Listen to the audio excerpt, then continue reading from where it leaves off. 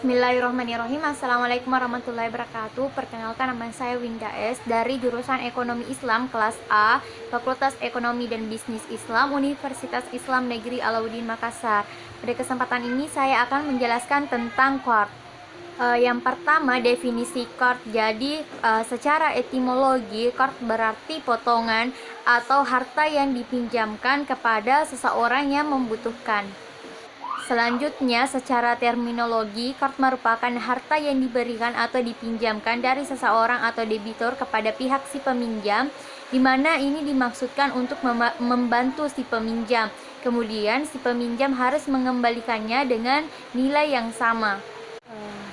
Qard ini sudah diatur dalam Al-Quran dan hadis sebagai sumber hukum dalam Islam.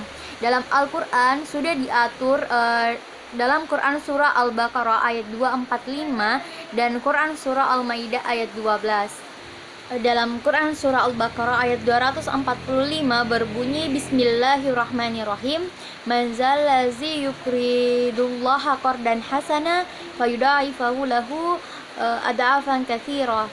Terjemahannya, siapakah yang mau memberi pinjaman kepada Allah, pinjaman yang baik, menafkahkan hartanya di jalan Allah, maka Allah akan melipat gandakan pembayaran kepadanya dengan lipat ganda yang banyak.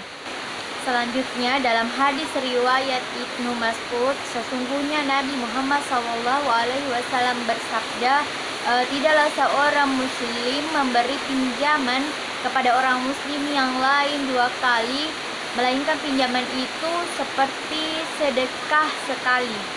Jadi ada beberapa ketentuan qard yang harus diperhatikan. Yang pertama itu pihak peminjam harus mengembalikan pinjamannya sebagaimana waktu yang telah ditentukan dan disepakati, dan si peminjam tidak boleh mengulur-ngulurnya saat dia sudah mampu membayarnya. Kemudian yang kedua, pihak yang meminjamkan itu berhak meminta yang namanya jaminan, sehingga tidak ada penyalahgunaan pinjaman atau qard. Dan yang ketiga, ketentuan qard itu pinjaman tidak berdasarkan dengan bunga. Jadi qard ini sifatnya adalah ta'awun atau tolong menolong. Selanjutnya, qard dalam lembaga keuangan syariah. Jadi dana qard ini dipergunakan dalam tiga hal. Yang pertama, untuk pemberian dana talangan kepada nasabah yang memiliki deposito di bank syariah. Dana talangan ini diambil dari modal bank syariah yang jumlahnya sedikit dan jangka waktunya pendek, sehingga bank syariah tidak diragukan. Kemudian yang kedua itu digunakan untuk memberikan pembiayaan kepada pedagang asongan atau pedagang kecil dan lain-lainnya, di mana sumber dananya berasal dari zakat, infak, sedekah, dari nasabah atau para pihak yang menitipkannya kepada bank syariah.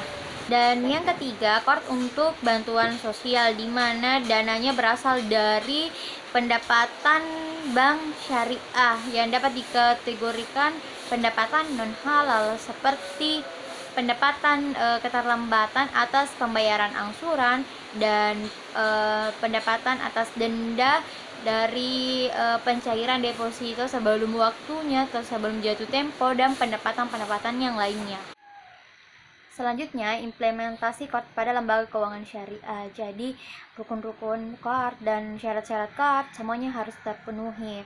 Harus ada nasabah atau muqtarid sebagai pengelola modal, harus ada lembaga keuangan syariah atau muqtarid sebagai pemilik modal, dan harus ada pinjaman dana qard dan juga ijab kabul atau serah terima pinjaman dana tersebut.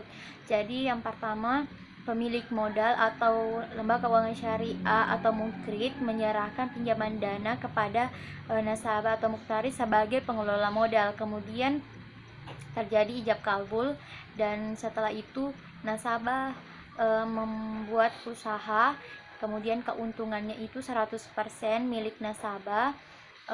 Lembaga keuangan syariah atau muqtarid tidak mendapatkan bagi hasil dari keuntungan tersebut. Nasabah hanya mengembalikan modal yang sama kepada si LKS atau si pemilik modal. Baik, sekianlah yang dapat saya paparkan pada kesempatan ini. Kurang dan lebihnya mohon dimaafkan. Wabillahi taufiq wal hidayah. Wassalamualaikum warahmatullahi wabarakatuh.